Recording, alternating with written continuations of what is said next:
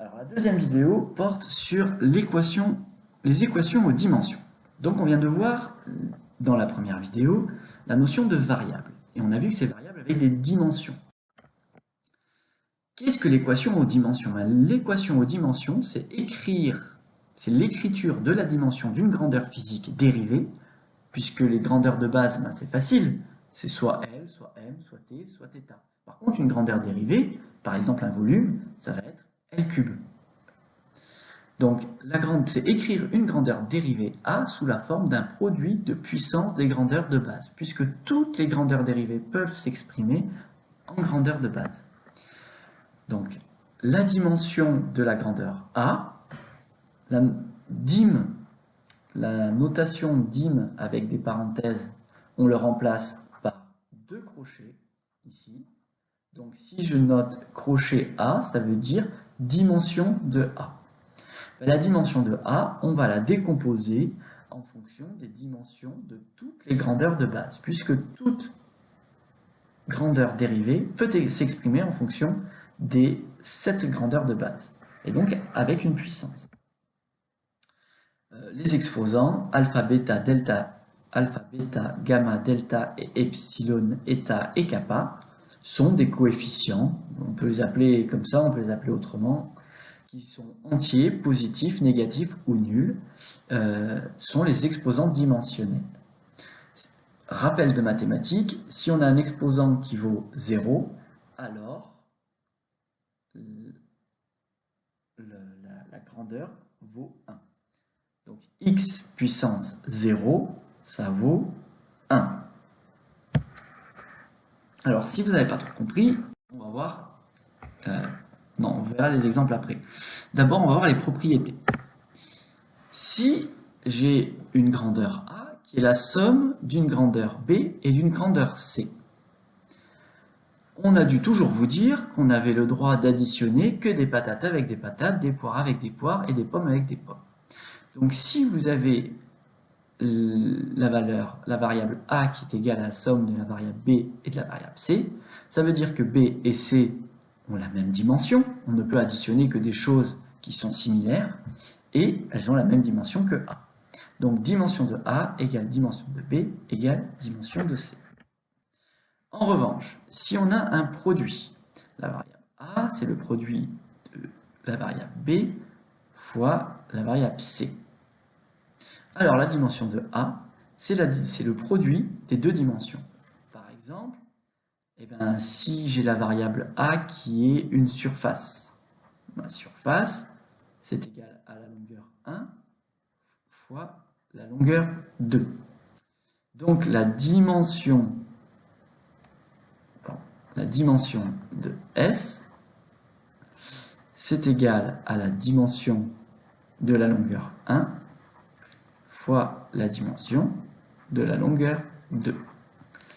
Et on sait que la dimension d'une longueur, c'est L fois L. Donc la dimension de S, c'est égal à L fois L, donc L puissance 2. On a bien le produit des dimensions, on retrouve bien la surface qui a une dimension d'une longueur au carré. On démontre que si on a une variable A qui est égale à une variable B divisée par une variable C, alors la dimension de A, c'est la dimension de B divisée par la dimension de C, autrement dit, multipliée par l'inverse de la dimension de C. Et de façon plus générale, si on a un B puissance alpha et un C puissance bêta, alors la dimension de A sera la dimension de B puissance alpha fois la dimension de C puissance bêta. Du coup, les équations en dimensions permettent de vérifier si une relation est homogène. Vous faites un calcul. Vous avez une équation qui vous dit que vous avez le membre de gauche A qui est égal au membre de droite B. Cette équation, elle est homogène que si la dimension de A est égale à la dimension de B. Si dans vos équations, vous vous retrouvez avec une masse qui est égale à un temps, forcément, ça veut dire que vous êtes trompé dans votre équation et que votre équation n'est pas homogène. Donc si vous arrivez à écrire les équations aux dimensions, vous pourrez détecter ce genre d'erreur assez simple. Donc votre équation est fausse si l'équation n'est pas homogène. Par contre, avoir votre équation homogène ne veut pas forcément dire que vous ne vous êtes pas trompé. Vous ne pouvez pas dire que 3 kg égale 5 kg. Vous avez une relation qui est homogène, mais 3 kg n'est pas égal à 5 kg.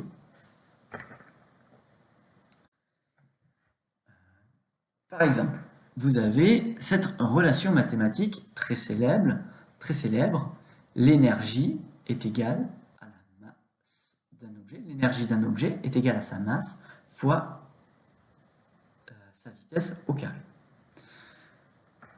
De la lumière, pardon, la vitesse de la lumière.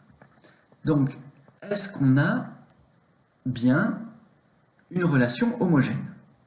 On démontrera que l'énergie, c'est une masse fois une longueur au carré fois un temps puissance moins 2. Regardons si c'est homogène. Alors, pour que la relation soit homogène, il faut que la dimension de l'énergie soit égale à la dimension de MC2. Il faut donc démontrer que la dimension de MC2 ce soit égale à ML2T-2, qui est ce qu'on a noté ici. Alors, regardons. La dimension de MC2, c'est égal à la dimension de M fois la dimension de C au carré. D'après les relations qu'on a vues tout à l'heure, on a écrit tout à l'heure que la dimension, si on a A égale B fois C, alors on a écrit qu'on avait la dimension de A égale la dimension de B fois la dimension de C. Ben, c'est ce qui est appliqué ici. On a la dimension de MC2, c'est égal à la dimension de M fois la dimension de C fois la dimension de C, c'est-à-dire la dimension de C au carré. Alors la dimension de M, ben, c'est une masse, grand M. La dimension de C, c'est une vitesse. Donc la vitesse, c'est un temps, c'est une distance parcourue pendant un temps. Une distance parcourue pendant un temps. Par conséquent, on a la dimension de MC2 qui est égale à la dimension de MC au carré, la dimension de M fois la dimension de C au carré. On remplace ici dimension de M, hop, c'est une masse, dimension de C, hop, c'est L T-1. On a donc bien ici, on a M, L puissance 2 fois T puissance moins 2. En développant le 2 qui est au carré ici, on le met à L et on le met sur le temps. Donc on a bien M, L2, T-2, qui est bien ce qu'il fallait montrer. Donc on a bien une équation qui est homogène. Alors, comment est-ce qu'on calcule les équations aux dimensions d'une surface ou d'une aire? Prenons par exemple le cas d'un rectangle. Premier rectangle, on a A, on a son aire qui est égale au produit de A fois B. Donc la dimension de l'aire, c'est égal à la dimension de A fois B, qui est égale à la dimension de A fois la dimension de B. Et donc la dimension de A fois la dimension de B, c'est égal à une longueur fois une longueur, c'est-à-dire une longueur au carré. La dimension de la surface d'un disque, donc A2, c'est pi fois D2 sur 4. Donc la dimension de A2, c'est la dimension de toute la formule. C'est égal à la dimension de pi fois la dimension de D fois la dimension de D divisé par 4. Et ici, pardon, on revient là-dessus, la dimension de pi, ben, c'est un nombre sans dimension. Un nombre sans dimension on remplace par 1. 4, c'est un nombre sans dimension également ici, dans l'équation, donc on remplace par 1. On a donc la dimension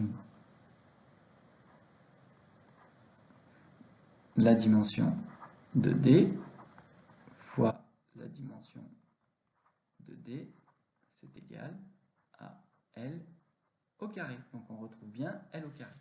Si on prend la surface d'un triangle, et ben on a 1/2 de la hauteur fois la base. Donc la dimension de l'aire, c'est égal à la dimension de 1/2 BH, qui est égal à la dimension de 1/2, donc ça c'est 1, qui est égal à la dimension d'une longueur fois la dimension d'une longueur. C'est donc L2. J'espère que vous commencerez à comprendre la mécanique. Donc en conclusion, l'équation de dimension de A, eh ben, c'est L2, m puissance 0, puisqu'il n'y a pas de masse, le temps puissance 0, l'intensité puissance 0, θ, la température puissance 0, la quantité de matière puissance 0, l'intensité lumineuse puissance 0. Et donc ça fait L2. Si on fait un raisonnement analogue avec des volumes, ben on a le volume du parallélépipède, c'est A fois B fois C. Donc ici, si on prend la dimension du volume, on a bien une longueur au cube. Par ici, on a 3 longueurs, donc on aura bien un L cube. Et ici, ça n'a pas de dimension, ça n'a pas de dimension.